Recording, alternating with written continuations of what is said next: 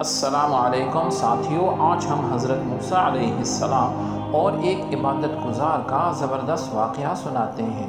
واقعہ کچھ یوں ہے کہ بنی اسرائیل میں ایک شخص جو بہت عبادت گزار تھا، اپنا سب کچھ چھوڑ چھاڑ کر ایک جنگل میں غار کی طرف چلا گیا۔ وہاں وہ عبادت میں مصروف ہو گیا، رات دن عبادت کرتا رہا، سکون حاصل کرتا رہا۔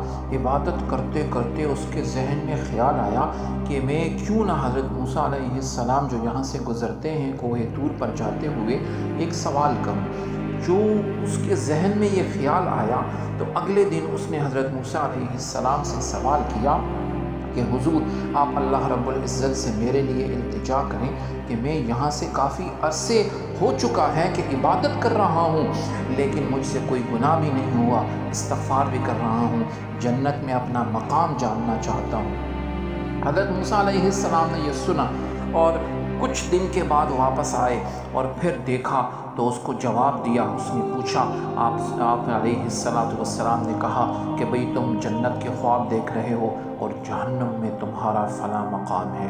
یہ شخص سن کر وہ پریشان ہو گیا، ایسا پریشان ہوا کہ سر پکڑ کر بیٹھ گیا۔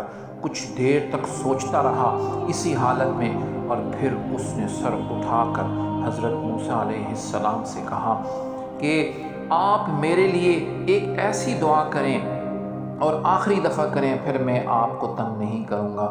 آپ اللہ رب العزت سے دعا کریں کہ یا رب العالمین، جہنم میں میرا جسم اتنا بڑا ہو جائے جب میں داخل ہوں، آپ کا فیصلہ مجھے ہر حال میں قبول ہے کہ کوئی دوسرا شخص اس میں جہنم میں نہ جا سکے، اور میں سب کی طرف سے جل کر کافی ہو جاؤں۔ جب موسیٰ علیہ السلام نے یہ سنا، اگلے دن پھر اس کو وہاں پھر ان کا گزر ہوا اور جواب آیا، تو حضرت موسیٰ علیہ السلام نے ان سے کہا کہ اے شخص، اب اللہ رب العزت تمہاری اس بات سے بہت خوش ہوا ہے، اب جنت میں تمہارا فلاں مقام ہے۔ یہ شخص سن کر یہ بات بہت خوش ہوا اور اللہ رب العزت کی عبادت میں مصروف ہو گیا۔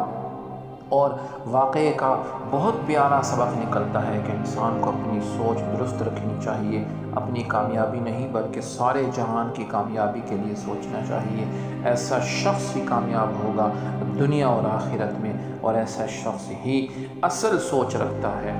اللہ رب العزت ہم سب کو دونوں جہانوں کی کامیابی عطا فرمائے۔ السلام علیکم ورحمۃ اللہ۔